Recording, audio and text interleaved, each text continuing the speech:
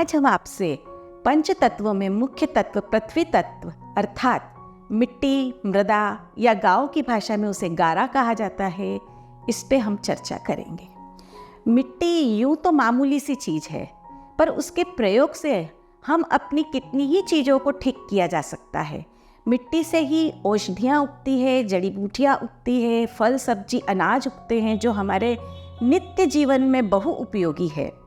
मिट्टी का प्रयोग प्राकृतिक चिकित्सक किस तरह से करते हैं, आज हम इस विषय पर विशेष रूप से चर्चा करेंगे। तो उसके पहले हमें ये समझना है कि मिट्टी करती क्या है।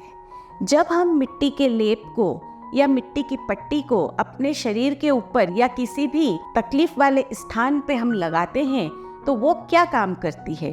वो सबसे पहला काम करती है कि अंदर के विकारों को उखाड़ती है। दूसरा, अंदर के विकारों को खींच लेती है। तीसरा, सूजन और दर्द में आराम पहुंचाती है, जलन और लहर में आराम पहुंचाती है, और सबसे महत्वपूर्ण बात है कि वह अंदर की गर्मी को शांत करती है जो हमारे शरीर के लिए अनावश्यक है। तो ये सारे काम मिट्टी करती है। अब ये सब काम करने के पहले हमें ये जानना जरूरी हो जाता है कि हमें मिट्टी कहाँ की लेनी चाहिए। तो मिट्टी या तो नींव की हो या नदी के किनारे या सॉफ्ट मिट्टी हो, फिर भी उसमें थोड़ी रेत मिली होती है तो भी कोई परेशानी वाली बात नहीं होती है। तो हम जब मिट्टी लेते हैं नींव की तो वो साफ और स्वच्छ होती है। उसको हम पानी में गलाते हैं, एक कपड़े के ऊपर, पतले एवं महीन कपड़े के ऊपर उसको टैप करते हैं, लगाते हैं, और फिर उसको पलट के हमारे दर्द के या हमारे परेशानी वाले स्थान पे हम उसे लगा लेते हैं। तो उससे हमें बहुत आराम मिलता है। कई बार चर्म रोगों में हमें पूरे शरीर के मिट्टी का लेप भी लगाना पड़ता है, बशर्ते कि हम अपने भोजन को सात्विक रखें। तो जब हम चर्म पे मिट्टी का लेप लगाते हैं तो वह भी अंदर के विकारों को बाहर खींच लेती है, और उसके बाद जब हम स्नान करते हैं तो हमारी त्वचा कोमल और सुचिक्कन हो जाती है।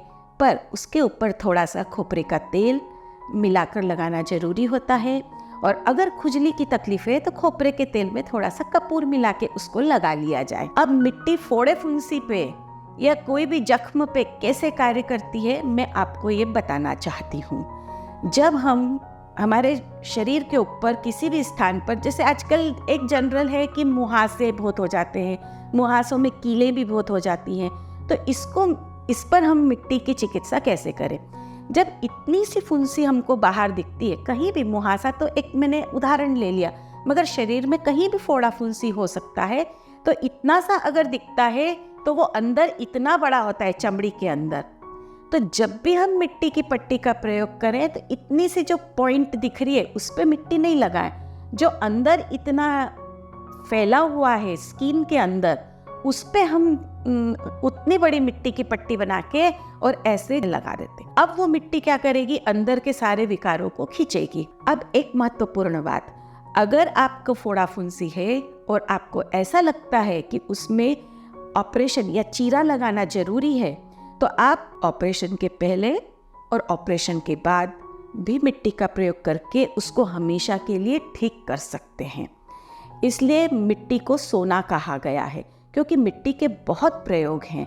मिट्टी प्राकृतिक चिकित्सकों के लिए तो विशेष रूप से बहुत ही महत्वपूर्ण चिकित्सा प्रणाली है कि अगर आपको कोई बात समझ में नहीं आ रही है कि शरीर में क्या व्यथा हो रही है, तो आप उसको मिट्टी की पट्टी लगा के ठीक कर सकते हैं, क्योंकि हर रोग की जड़ पेट होती है, और खास प्राकृतिक चिकित्सक मिट्टी की पट्टी पेट पे लगाकर ही चिकित्सा का आरंभ करते हैं।